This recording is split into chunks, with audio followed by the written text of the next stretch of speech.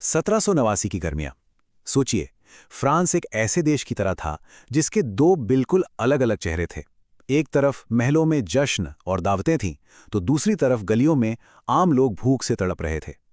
और यही टकराव एक ऐसी क्रांति की वजह बनने वाला था जो ना सिर्फ फ्रांस बल्कि पूरी दुनिया को हमेशा के लिए बदलने वाली थी। चलिए देखते हैं कि यह सब हुआ कैसे। तो एक तरफ वर्साई के आलीशान महलों में देश के नेता एक नया संविधान बनाने में जुटे थे। माहौल में एक उम्मीद थी, एक नए भविष्य का सपना था। लेकिन महलों की उन दीवारों के बाहर एक बिल्कुल अलग ही हकीकत थी। जब नेता बहस कर रहे थे, उस वक्त बाकी का फ्रांस उथल-पुथल की आग में जल रहा था। तो समझिए, उस वक्त फ्रांस में दो दुनियाएं बसती थीं, एक ही देश के अंदर। एक दुनिया थी राजनीति की, जहां बड़े बड़े सिद्धांत और कानून गढ़े जा रहे थे, और दूसरी दुनिया थी आम लोगों की, जो हर रोज बस दो वक्त की रोटी के लिए जूझ रहे थे। और इन दोनों दुनियाओं के बीच की खाई लगातार गहरी होती जा रही थी।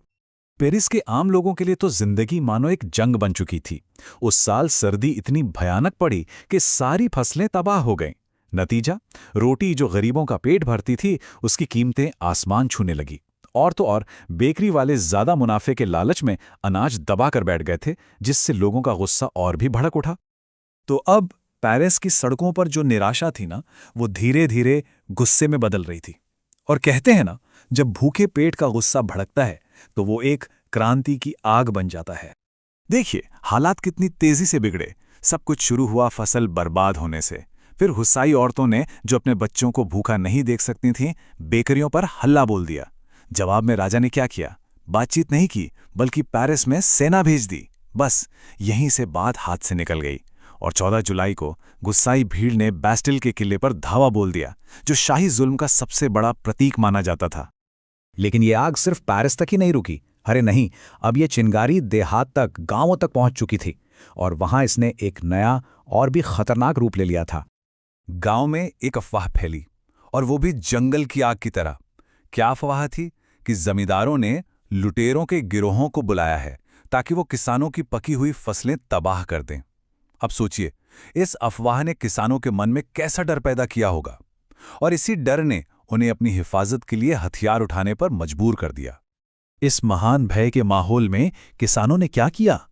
उन्होंने सीधा जमींदारी निजाम की जड़ों पर हमला बोल दिया। उन्होंने अपने कुदालों और फावड़ों से जमींदारों के किलों पर धावा बोला, जमा किया हुआ सारा अनाज लूट लिया, और सबसे जरूरी, उन सारे कागजात को आग लगा दी जिनमें उनके ऊपर लगे सामंती कर्जों का हिसाब किताब था। यह जमींदारी के खिलाफ एक खुली बगावत थी।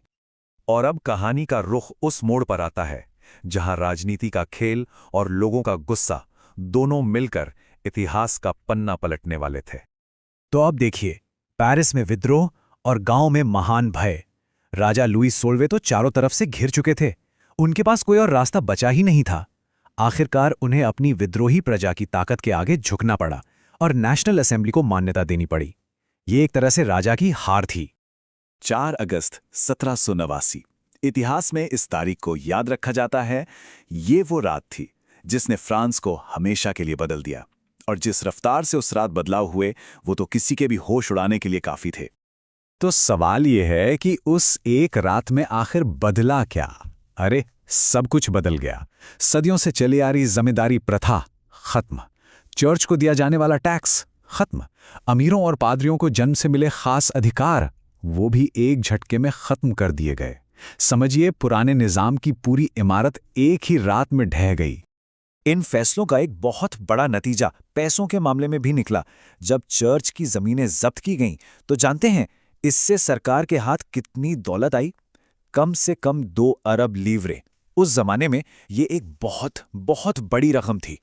तो फ्रांस ने सदियों पुराने सिस्टम को तो उखाड़ फेंका था, इसमें कोई शक नहीं। ये एक बहुत बड़ी छलांग थी। लेकिन असली सवाल तो अब खड़ा हुआ था।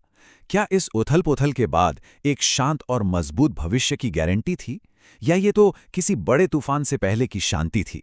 सच तो ये है कि कहानी तो अभी शुरू हुई थी।